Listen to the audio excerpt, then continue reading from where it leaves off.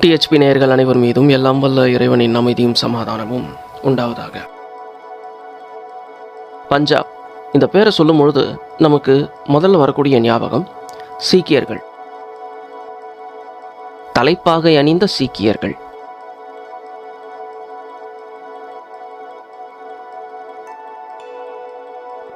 அப்புறம் அந்த பஞ்சாப் பொற்கோயில், இதுதான் முதல்ல நமக்கு ஞாபகத்துக்கு வரும். இந்த சீக்கியர்கள் பஞ்சாபில் எப்படி உருவெடுத்தார்கள் அப்படிங்கிற அந்த ஒரு விஷயத்தை தான் இந்த பதிவில் நாம் பார்க்க போகிறோம்.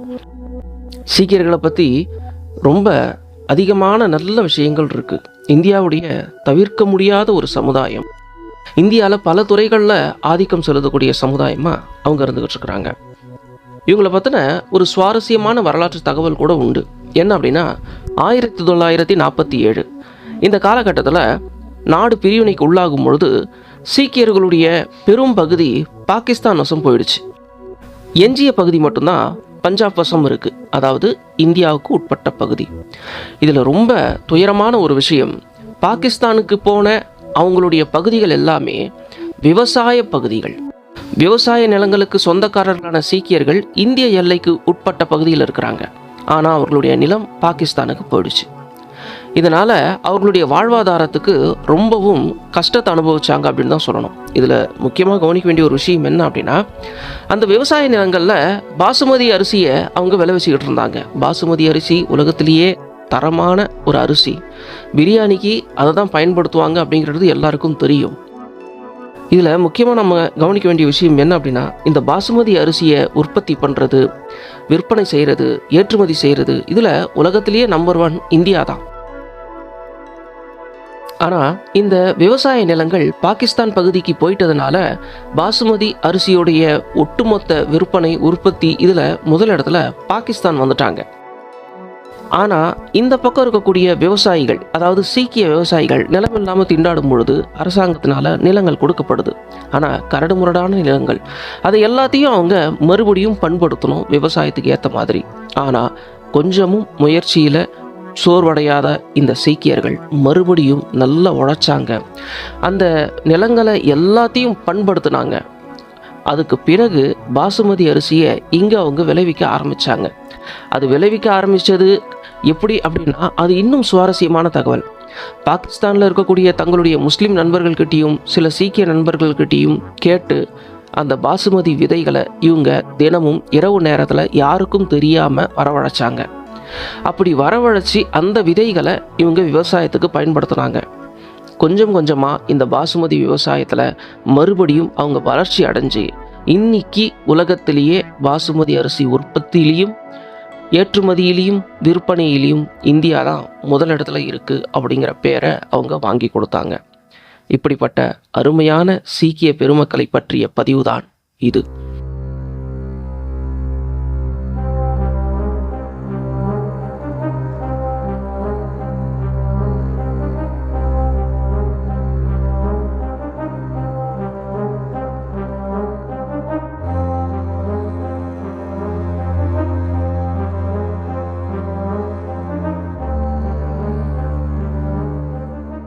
சீக்கியர்களுடைய வரலாற்றுடைய துவக்கம் எங்கிருந்து வருகிறது அப்படின்னு நம்ம பார்த்தோம்னா, 15வது நூற்றாண்டுடைய மைய பகுதியிலிருந்து உருவாகுது. ஏன்னா சீக்கிய மதத்துடைய நிறுவனரும் முதல் குருவுமான திரு குருநானக் அவர்கள் அந்த காலகட்டத்தில் தான் பிறந்தார்.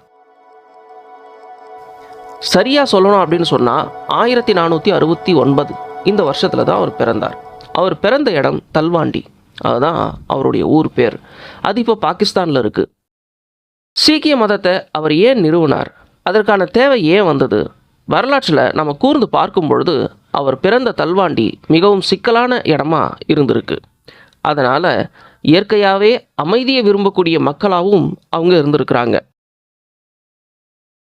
பஞ்சாப் இந்த பேருக்கு என்ன அர்த்தம் அப்படின்னு நம்ம பார்த்தோம்னா, பாஞ்ச் அப்படின்னா 5, ஆப்னா 6. பஞ்சாப் 5 நதிகள் ஓடக்கூடிய பகுதின்னு அர்த்தம். அந்த 5 நதிகள் ஜீலம் நதி, செனாப் நதி, ராவி நதி, பியாஸ் நதி, சட்லஜ் நதி. இதுதான் இந்த 5 நதிகளுடைய பெயர். இந்த 5ம் கடைசியில் ஹிந்துஸ்ங்கிற நதியில் கலக்குது. பஞ்சாப் நிலப்பரப்பு புவியியல் ரீதியாக செழுமையான நிலப்பரப்பு, ஆனால் அரசியல் ரீதியாக பெரும் சிக்கலான ஒரு இடத்துல அது இருந்துகிட்டு இருக்கு. அதனாலேயே அது மிகப்பெரிய சோதனைக்கு உள்ளாகி இருந்தது. காரணம் என்ன அப்படின்னா, இந்தியா பொதுவாக 3 பக்கமும் கடலால் சூழப்பட்ட பகுதி. வடக்கு பக்கம் இமயமலை தொடர் இருக்கு அப்படிங்கிறது நம்ம எல்லாருக்கும் தெரியும். இது இந்தியாவை பாதுகாக்கக்கூடிய இயற்கையான அரண்கள் அப்படின்னு தான் சொல்லணும். அப்படி இருக்கிற சூழ்நிலையில் எதிரிகள் இந்தியாவுக்குள்ள வரணும் அப்படின்னு நினச்சா அவங்களுக்கு தோதான ஒரு பகுதி தான் பஞ்சாப். ஏன்னா அது ஒரு திறந்த வெளி. அதை மட்டும்தான் அவங்க பெருசாக பயன்படுத்தினாங்க. இந்தியாவுடைய அளவு கடந்த வளங்களை கொள்ளையடிக்க வந்தவர்களும் ஆள வந்தவங்களும் அதிகமாக பயன்படுத்தின பாதை தான் பஞ்சாப். போரினால் அதிகமாக பாதிக்கப்படும் பகுதியாக பஞ்சாப் இருந்தது. மறுபடியும் தங்களது குடியிருப்பை கட்டமைக்க வேண்டிய தேவை அவங்களுக்கு இருந்தது. அதுலேயும் தைமூருடைய படையெடுப்பு மிகப்பெரிய அளவில் அவங்களுக்கு பாதிப்பை ஏற்படுத்தி இருந்தது. உயிரிழப்பு, உடல் இழப்பு, அவர்களுடைய உட்கட்டமைப்பு சேதம், இது எல்லாத்தையும் தைமூருடைய படையெடுப்பு ஏற்பட்டிருந்தது. தைமூர் அன்னைக்கு உலகத்திலேயே வெற்றி கொள்ள முடியாத ஒரு வீரராக இருந்தார். உலகமே அவர் கைக்கு போயிடலாம், ஆசியாவே அவர் கைக்கு போயிடலாம் அப்படின்னு சொல்லப்பட்டுச்சு. ஆனால் தைமூருடைய படையெடுப்புக்கு பிறகு பல ஆண்டுகள் அந்த ரணம் அந்த மக்களுக்கு இருந்துக்கிட்டே இருந்தது அப்படின்னு தான் சொல்லணும். அந்த பஞ்சாபியர்கள் ரொம்பவும் பாதுகாப்பான உணர்வையும் பெற்றாங்க ஒரு காலகட்டத்தில். அது யாருடைய காலகட்டத்தில் அப்படின்னா, லோடி மன்னர்களுடைய காலகட்டம். லோடி மன்னர்களை பொறுத்த வரைக்கும் வரலாற்றில் மக்களுக்கு தேவையான அடிப்படை விஷயங்களை கட்டமைக்கிறதுல ரொம்பவும் கவனம் செலுத்தக்கூடியவர்களாக இருந்தாங்க. இந்த நிலையில் பஞ்சாப் பக்கம் அவர்களுடைய கவனம் திரும்பிச்சு. பஞ்சாபில் அதிகமான உட்கட்டமைப்புகளை அவங்க செஞ்சாங்க, அதிகமான பாதுகாப்பு ஏற்பாடுகளையும் அவங்க செஞ்சாங்க. இதன் காரணமாக லோடிகளுடைய ஆட்சியில் அந்த பஞ்சாபியர்கள் மிகவும் மகிழ்ச்சியாக இருந்தாங்க அப்படிங்கிறது தான் வரலாற்றிலிருந்து நாம் பெறக்கூடிய செய்தி. நாம் பேசிக்கிட்டு இருக்கக்கூடிய இந்த காலகட்டம் இருக்குது பாருங்கள், இந்த காலகட்டத்தில் சீக்கிய மதம் உருவாகவே இல்லை அப்படிங்கிறத நீங்கள் நினைவில் வச்சுக்கணும். லோடிகளுடைய ஆட்சி நடந்துகிட்டு இருக்கும் பொழுது தான் மிக முக்கியமான ஒரு விஷயம் இந்தியாவில் நடக்குது. 1469 ஏப்ரல் 15ஆம் நாள் திரு நானக் அவர்கள் அப்போ தான் பிறக்கிறாங்க, தல்வாண்டி அப்படிங்கிற ஊரில். இவருடைய பிறப்பு சீக்கியர்களுக்கு மட்டுமல்ல, இந்தியாவிற்கே முக்கியமான சிறப்பு வாய்ந்த தருணம் அப்படின்னு தான் சொல்லணும். இந்தியாவில் பல மதங்கள் தோன்றியிருக்கு. அதில் கடைசியாக சில 100 வருடங்களுக்கு முன்பு, ஒரு 500 வருடங்கள், இந்த காலகட்டத்தில் தோன்றிய மதம் தான் சீக்கியம். அந்த சீக்கிய மதத்துடைய நிறுவனர் தான் நானக் அவர்கள். அவருடைய அப்பா பேர் மேத்தா காலு, அம்மா பேர் திரிப்தா தேவி. பிறந்ததுலேருந்தே ஆன்மீகத்தின் மீது அதிக நாட்டம் கொண்டவராக அவர் இருந்திருக்கார்.